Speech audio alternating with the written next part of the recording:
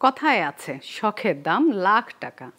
শখের বশে কেউ ছবি আঁকেন, কেউ বই পড়েন, কেউ বা আবার যান ভ্রমণে। এমনই রকমারি সব শখের কাতারে আছেন শৌখিন বৃক্ষপ্রেমিক বনসাই চাষি। প্রতিদিনের পরিচর্যায় তারা বটবৃক্ষের মতো নানা জাতের শত শত গাছ দিয়ে সাজিয়ে রেখেছেন পুরো বাড়ি। রাজশাহীর অনেকেই এখন এই শিল্পের ভক্ত। যান্ত্রিক যুগে ব্যস্ততার মাঝেও এখনো অনেক ভক্তই নিখুঁতভাবে বাঁচিয়ে রেখেছেন এই শিল্পকর্ম। রাজশাহী থেকে আহসান হাবিব অপুর তথ্য চিত্রে ডেস্ক রিপোর্ট।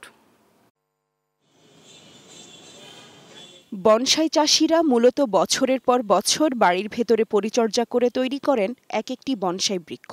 তাদের পরিচর্যার ফলেই এসব গাছকে ধরে রাখা যায় মাত্র 2 থেকে 3 ফুট উচ্চতায়। কিন্তু অনেকেই জানেন না তাদের এই সংগ্রহশালার খবর। সাধারণ মানুষকে এসব শিল্পকর্ম দেখানোর জন্য রাজশাহী নগর ভবনের গ্রিন প্লাজায় অনুষ্ঠিত হয় বনসাই প্রদর্শনী। ব্যতিক্রমী এই আয়োজন দেখতে অনেকেই আসেন। আমার ভিতরে একটা কৌতূহল সৃষ্টি হয়েছিল যে বনসাই গাছগুলো কেমন, এই জন্য আমি আজকে আসছি, দেখছি। তো মোটামুটি ভালোই লাগছে। গাছগুলো তো আমার চোখে পড়েনি যে এত ছোট গাছ আর এরকম দাম।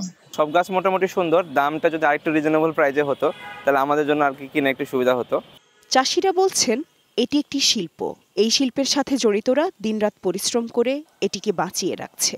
যখন তারা হাতে গড়া শিল্পকর্মের যথাযথ মূল্যায়ন পান, তখন আরো বেশি আগ্রহী হন এই শিল্পের প্রতি।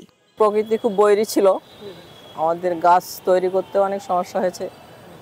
আর আমাদের ফ্লাওয়ারিং বনসাই সেগুলাতে ফুল আনতে পারি নাই আমরা, যে কারণে মাস্টারপিসগুলো আমরা খুব কমই আনতে পেরেছি।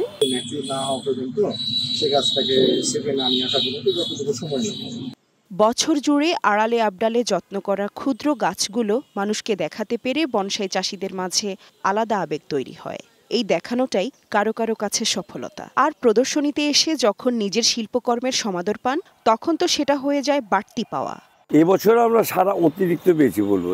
আমরা সাধারণত এত লোক, এত ইয়াং জেনারেশন এসছে, বয়স্করা এসছে, তো ভালো। আমরা এবার ট্রেনিং প্রোগ্রামও নিয়েছি যে আগামীতে ট্রেনিং করাবো, আর প্রতি বছর যেন এটা করতে পারি।